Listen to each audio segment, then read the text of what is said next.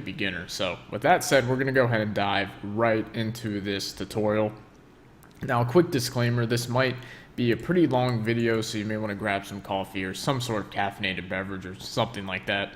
Now, first off, I would recommend that you go ahead and open up Shopify next to this video and build your store along with me as I build it throughout this tutorial, because that's going to be the easiest way for you to go ahead and build your store as fast as possible and learn the ins and outs of how to use the Shopify platform if you go ahead and build your store side by side with this video. So to do that, you can click the link in the description. The first link in the description will be a link for a 14-day Shopify free trial. And then you'll get to this page right here, and then you can get started with following along. So like I said, go ahead and click the link in the description, and let's go ahead and dive into this tutorial.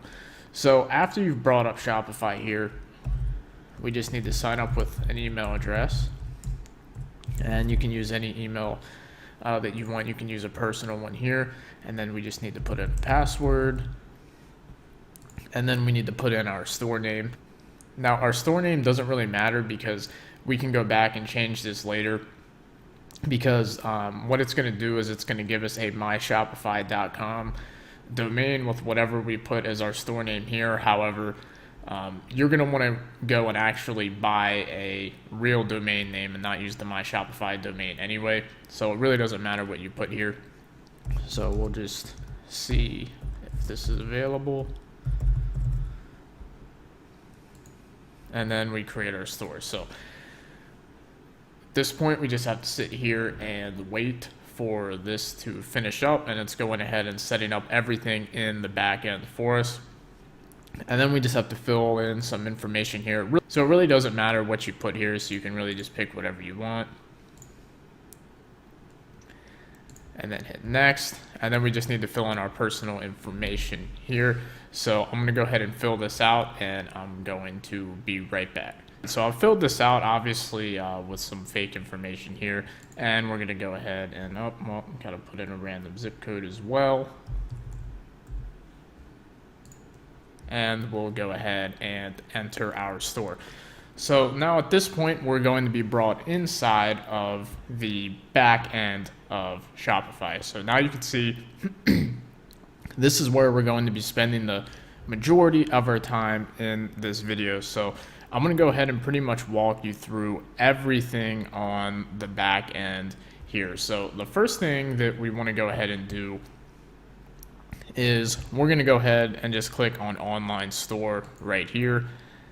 And the first thing we're going to do is select a theme. So in order to pick a theme, you can come down here and click visit theme store.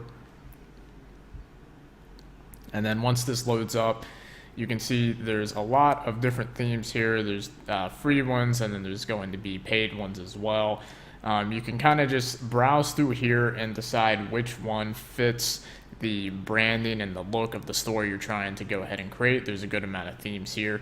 For the sake of this video, I'm going to go ahead and just use the default theme because that will be the quickest. But when you're setting up your store, you can just pause the video or whatever you need to do, select whatever theme you want, or you can just follow along with me with the debut theme as well. So if you did want to use a different theme, you can just click on one of these.